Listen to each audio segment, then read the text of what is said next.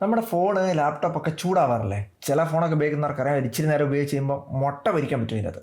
അമ്മാതിരി ചൂടായിരിക്കും. ഈ ഡാറ്റാ സെന്റേഴ്സ് അറിയത്തില്ലേ, ഗൂഗിള്, മൈക്രോസോഫ്റ്റ് പോലുള്ള കമ്പനികൾ അവരുടെ ക്ലൗഡ് പോലുള്ള സർവീസുകൾക്ക് വേണ്ടിയിട്ടുള്ള ഡാറ്റ റൈറ്റ് ചെയ്യാൻ, റീഡ് ചെയ്യാൻ, അത് സ്റ്റോർ ചെയ്യാനായിട്ട് മാസീവ് ആയിട്ടുള്ള ഡാറ്റാസ് മാനേജ് ചെയ്യാനായിട്ട് യൂസ് ചെയ്യുന്ന ഡാറ്റാ സെന്റേഴ്സ്. നമ്മുടെ ഈ ചെറിയ ഡിവൈസസ് ഇത്രയധികം ചൂടുണ്ടാക്കുന്നുണ്ടല്ലോ. ഈ ഡാറ്റാ സെന്റേഴ്സ് ഒക്കെ എന്തുമാത്രം ചൂടായിരിക്കും ഉണ്ടാക്കുന്നത്? ചില കമ്പനികൾ ഈ ഡാറ്റാ സെന്റേഴ്സ് എങ്ങനെ തണുപ്പിക്കുന്ന അറിയാമോ? കടൽവെള്ളം ഉപയോഗിച്ചിട്ടാണ്. അത് ഈ കടൽവെള്ളം അതിന്റെ മണ്ടയിൽ കൂടെ ഒഴുക്കിയോ ട്യൂബിൽ കൂടെ കടത്തി വിട്ടോന്നല്ല, കടലിനടിയിൽ ലിറ്ററലി മുക്കിയിട്ടിട്ടാണ് ഈ ഡാറ്റാ സെന്റേഴ്സ് തണുപ്പിക്കുന്നത്. വിശ്വാസം വരുന്നില്ലെങ്കിൽ ഇതിന് ഏറ്റവും വലിയൊരു എക്സാമ്പിളാണ് മൈക്രോസോഫ്റ്റിന്റെ പ്രോജക്റ്റ് നാറ്റിക്. 2015 ഈ പ്രോജക്റ്റിന്റെ ഫസ്റ്റ് പ്രോട്ടോടൈപ്പ് ഡിപ്ലോയ് ചെയ്യുന്നത്. 2018 ഈ പ്രോജക്റ്റിന്റെ ഏറ്റവും വലിയ മൊഡ്യൂള് അവർ കടലിനടിയിൽ സിങ്ക് ചെയ്തു. സംഭവം വർക്കായി, നല്ല എഫിഷ്യന്റ് ആയിട്ടുള്ളൊരു സൊല്യൂഷൻ ആയിരുന്നു. പക്ഷേ 2024 അവർ ആ പ്രോജക്റ്റ് നിർത്തി. കാരണം ഇത് അവരുടെ പ്രൊഡക്ഷന്റെ ഭാഗമല്ലായിരുന്നു, അവർ എക്സ്പെരിമെന്റ് ആയിട്ട് ചെയ്തതായിരുന്നു.